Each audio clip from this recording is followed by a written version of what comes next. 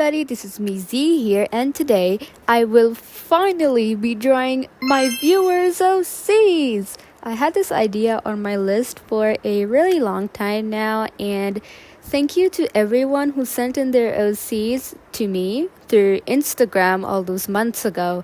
I would also like to apologize for how long it took me to get this video done. My final exams came in the way and I wasn't creating as much as I would have loved to. I also completely sidelined drawing for the meantime, but now that I'm on summer vacation, it is safe to say that I am back on the grind and ready to get some more art done. If you guys are curious as to whether or not your OC got picked, make sure you stick to the end of the video and also make sure to stick around for a small announcement towards the end. Okay, so without further ado, let's get started.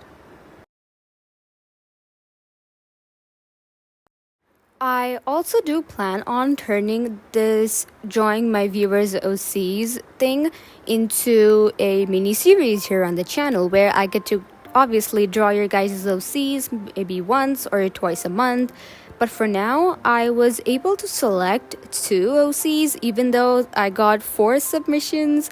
So please don't feel disheartened if you didn't get selected. I will definitely include your character in the next part, so stay tuned. So the first character sent in to me was by Ollie Hertz on Instagram. I am drawing their OC Olivia. They like spiders, lions, and magic. Olivia is 19 years old and appears to be a kind of like a demi-human kind of a thing, but oh well. So for this character, I went for a more lion-like style, mostly because their hair reminded me of a lion's mane, so I kind of went overboard with it, but I do fix it later on. Also, one more thing I would like to clarify is that you guys can probably see that it shows I'm working with like 102 layers, which is kind of concerning. I'm actually not working on 102 layers, guys. It's just that I actually duplicated a drawing and then I kind of just hid all the layers from that drawing and continued working on this drawing from there. So it just accumulated to show that I'm working on like more than 100 layers.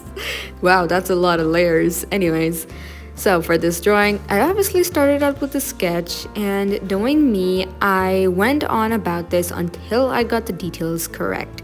The part which I had a lot of fun working on the most was the hair, which took me about like, I don't know, 4 to 5 tries to get it right because, again, knowing me, I'm still a bit of a perfectionist, but I promise you, I'm working on it. So after I was done working on the rough sketch, I kind of went ahead and cleaned it up a little bit before delving into the line art. I chose a more muted purple for this drawing, and after I was done with the line art, which I'm super duper proud of, super round of applause, I went in and started to fill in the base colors. The base colors were also a lot of fun because I kind of had to pick and choose. But again, considering the fact that I went for a more muted look for the drawing, I still had to be like really careful as I had to make sure that the colors matched, they went along with each other, they complemented each other, or whatever terminology you want to use in this case. I used the special tool, mainly the fill lasso tool, to help me in filling in the base colors for the hair. And also, the reason why I liked working on the hair was because it reminded me of a lion's mane, and I am pretty sure I said that before as well. Did I? Not entirely sure. Maybe I said it in my head, but oh well.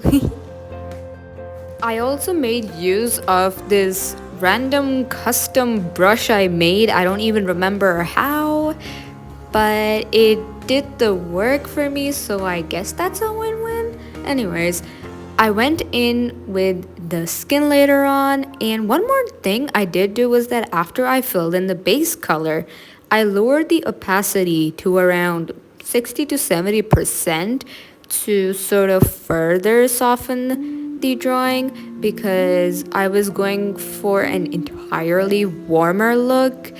And once again, this is a style which I have been experimenting with for a really long time now, ever since I drew my original character RA with her partner Ennard. And considering how it made my drawing look so much more alive, I might as well stick to this art style or even adapt to it in the future. So if you guys see me using this art style more than often, even in my videos, then you know the reason. Filling in the clothes did not take me as long as I had anticipated because it was just a little bit of clothing. But again, it did leave behind some white spaces, so that was really annoying. My footage is usually sped up, otherwise, I'm just working as slow as a snail. Going ahead to fill in some of the remaining bits. As for the eyes, I used a mix of a muted yellow and orange, and I'm so happy with how the eyes turned out. I really wanted to go for this more dangerous look, and I think I succeeded with it. Here is the final piece of Olivia. Thank you so much to Ollie for submitting your OC. On to the next one. The next character I will be drawing was sent in to me by Cherry Kiss on Instagram, and I am drawing their OC, Alyssey. I actually finished this drawing under a day, mostly because I forgot I had to work on this video.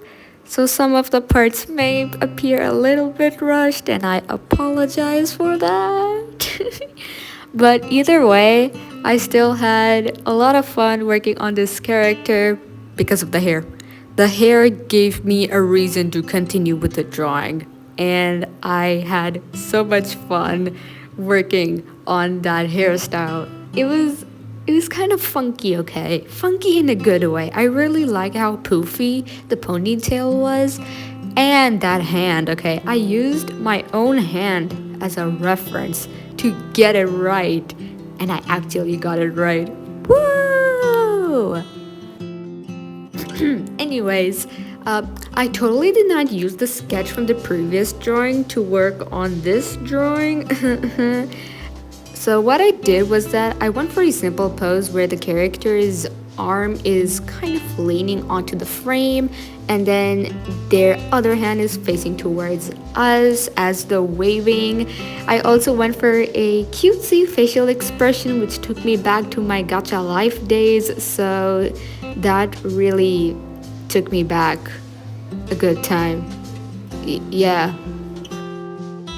Just filling in the important details of the character, like the clothing and the gloves. The gloves did sort of, give me a hard time because there was this pattern on the gloves which I was unable to figure out, so I had to wing it in the line art later on, but it still looked pretty decent. For the line art, I went in for a variety of line weight. More thick towards the outer edges and slightly thinner inwards, which give my drawing a little bit more life to it, a little bit more depth, and ooh, kitty, kitty, kitty, kitty, kitty, come back, kitty, kitty. Sorry about that, my cat just came out of nowhere. Okay, back to the video. So I was just working on the line art, making sure everything was there and blocked out any spaces before heading on to the base colors. Using the previous techniques, I filled in the regions with the base colors, lowered the opacity to around 60 to 70% to give the softer look. And one more thing which really surprised me was that this is a character, a vitiligo character, and I was so happy that I got the chance to work on such a unique character, so let's go! And here is the final look of our second OC of the day. Thank you so much to Cherry for sending your OC, and thank you so much to both of you who sent in your OCs. I hope you guys liked them, and I apologize just in case if I left anything out or if anything looks weird. And if you want me to draw your OC in the next part, then make sure to send in your references and drawings to this email. Thank you all so much for watching this video, and I will see you all next week, hopefully. Bye!